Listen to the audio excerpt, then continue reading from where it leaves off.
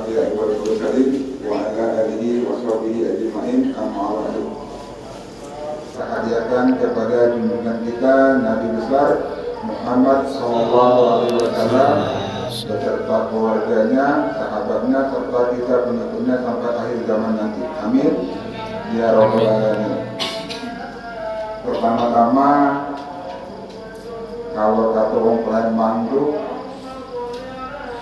tak kenal maka tak sayang. Terus apa lagi? Tak sayang maka tak cinta. Tapi kalau sayang, aku ada bini soalnya. Ya. Jadi baik kita perkenalan dulu. Nama saya Samsul Azhar. Mungkin bisa dipanggil Samsul, tapi kalau saya di Tangerang dulu dipanggil Azhar, tapi di Unsri itu dipanggil Samsul. Saya mungkin baru pertama ketemu dengan mahasiswa sekalian, karena saya tidak mengajar di PPG. Ya, saya dari prodi Penjas. Mungkin agak aneh, kok Penjas pakai jadi imam, gara-gara Pak Romi. Saya ini beraliran Pak Romi. Ya, kalau dikatakan bisa ceramah, aku ini bukan penceramah. Tapi kalau ngajar, insya Allah bisa. Kalau ngajar, tapi kalau ceramah takut kajiannya agak salah. Adik kamu kenapa kata pesantren kemarin kayak ini? Nah, salah gitu kan. Tapi pada tempat ini ada dua hal yang ingin saya sampaikan. Yang pertama yang kita awali tadi yaitu nikmat sehat. Ya. Kenapa nikmat sehat itu yang paling utama? Ya, kalian kan mahasiswa, calon guru profesional. Profesional nggak kira-kira aja? Kan pertanyaannya kan seperti itu kan. Saya mengajar di SMA itu, pertanyaan saya sederhana seperti itu dengan mahasiswa. Apakah nanti kalian akan menjadi guru yang profesional? Tentunya iya, karena kalian sudah menginjak di program profesi guru. Ya kan? Kalau zaman saya itu tidak ada profesi. Karena saya selesai S1 itu langsung dapat 3. Yang pertama ijazah, yang kedua transkrip nilai, yang ketiga akta 4. Akta 4 itu akta mengajar. Jadi saya langsung bisa mengajar tanpa harus mengikuti PPG. Kalau sekarang wajib, ya kan? Wajib harus mengikuti PPG. Nah, maka dari itu nikmat yang pertama yaitu nikmat sehat. Ya kan? Percuma kita banyak duit, kita punya jabatan, tapi kita sakit. Percuma kan? Nah, jadi percuma. Kita puasa harus sehat kan? Sehat. Tujuan kita puasa untuk apa? Ya kan? Tujuan kita untuk salat untuk apa? Kalau kita misalkan bulan puasa ini kita sudah sehat, bisa tidak kita menjalankan ibadah puasa? Tidak bisa. Bisa tidak kita sholat? Tidak. Kita untuk menghadap ke Allah Subhanahu Wa Taala harus sehat. Maka dari itu nikmat sehat itu nikmat yang paling utama adalah nikmat sehat. Karena sehat itu yang paling berharga. Tidak ada orang Palembang. Ada orang bukan orang Palembang? Mungkin tahu lah ya, laga populer atau berapa tahun di sini? Tidak tahu? Tidak. Berarti tak pakai bahasa Indonesia. Agak kejujur kalau bahasa Indonesia. Ya. Jadi itu. Yang kedua, nikmat sehat bukanlah kemewahan seperti emas dan uang. Ya. Jadi yang kedua itu bukan emas dan bukan uang. Nah, jadi paling penting itu sehat gitu. Itu yang paling utama. Paling utama itu sehat. Kalau kita sehat kita bisa puasa, kalau kita sehat kita bisa kuliah, kalau kita sehat kita bisa buat tugas, ya kan? Karena sehat itu yang paling utama. Terus nikmat sehat menjadi mahal ketika kesehatan berubah menjadi sakit. Nah, mahal nggak? Mahal. Kalau kita KTP, BPJS. Kalau kita ada BPJS, masih mahal juga. Karena BPJS itu harus dibayar. Jadi kalau kita sakit, sehat itu jadi mahal.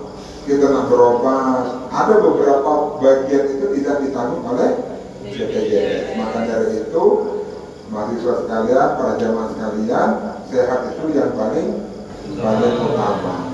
Yang kedua yaitu nikmat kesempatan. Nah, apa kalau nikmat kesempatan? Kita ini sering lalai. Kita sudah diberikan kesempatan oleh Allah Subhanahu wa Ta'ala. Kita lagi dikarunia sehat, tapi kita mensia-siakan yang namanya kesempatan. Bulan puasa ini merupakan kesempatan tidak bagi kita.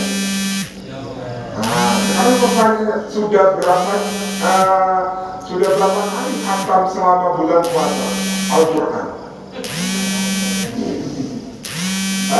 Sudah berapa kali khatam? Belum. Lah sudah sampai juz berapa? Di malam yang ke-19 ini sampai juz berapa?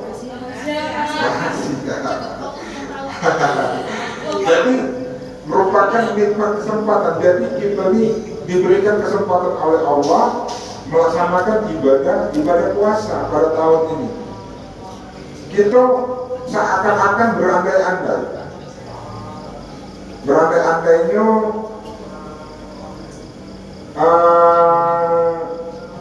saya bakalan ketemu tidak dengan Ramadan di tahun berikutnya. Belum tentu kan? Jadi rugilah bagi orang sudah diberikan kesempatan oleh Allah Subhanahu wa Ta'ala, baik itu nikmat sehat, nikmat kesempatan untuk melaksanakan ibadah puasa pada tahun ini.